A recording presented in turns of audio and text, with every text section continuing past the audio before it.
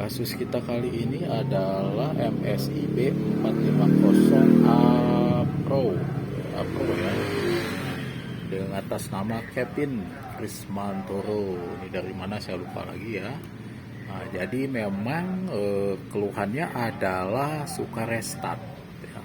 Dan setelah restart dia tidak tampil. Nah itu ya.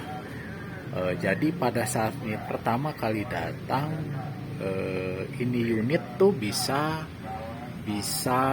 tampil ya. Kita coba ya, lebih kurang setengah jam. Nah itu ya, restart. Setelah restart nggak mau tampil dan kodenya adalah AM, tidak tampil ya.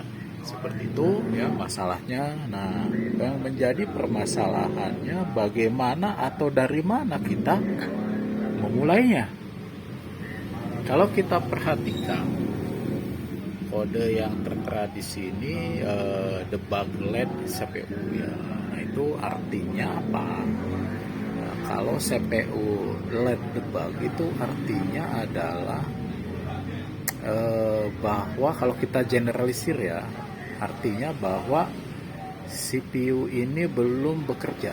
Itu menurut pemikiran saya ya, menerjemahkannya ya.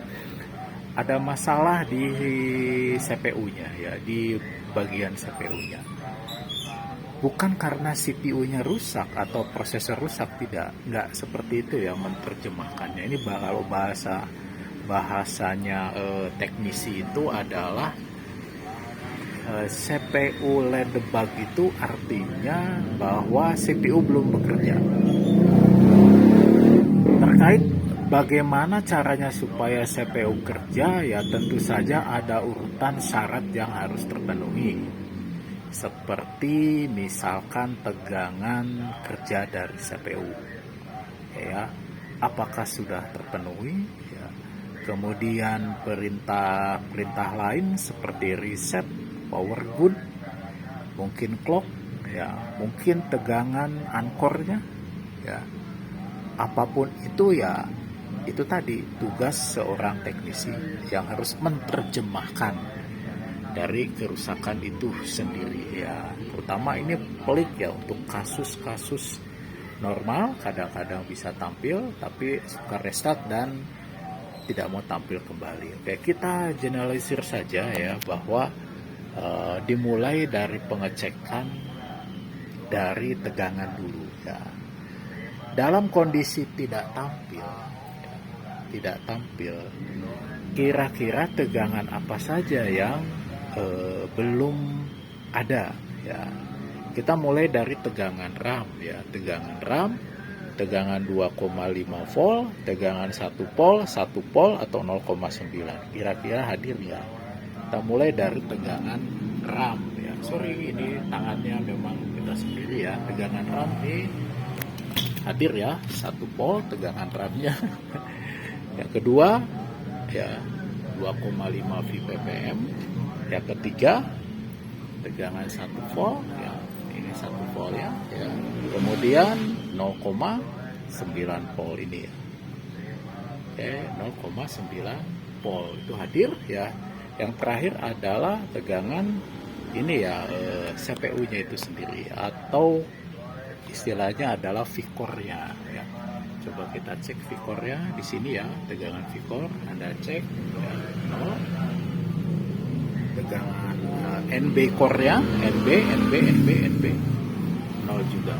Oke, ya, jadi kita ambil kesimpulan bahwa kerusakan ini pada saat dia restart dan nggak mau tampil ya, nilai tegangan V-core-nya ini tidak ada. Kan ini masalah utamanya ya.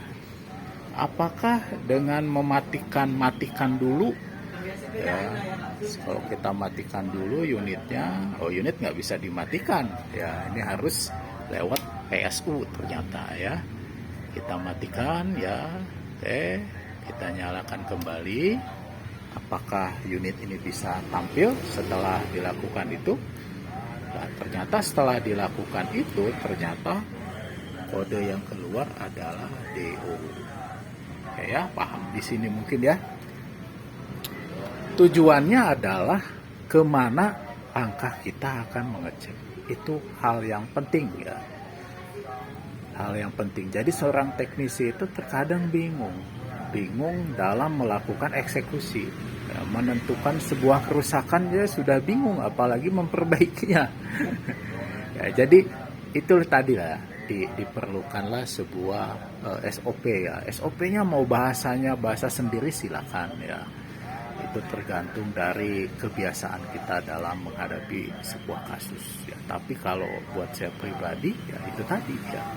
Kalau unit trouble ya kadang-kadang gitu istilahnya ya kita tunggu ya sampai dia ada masalah ya baru kita melakukan eksekusi ya.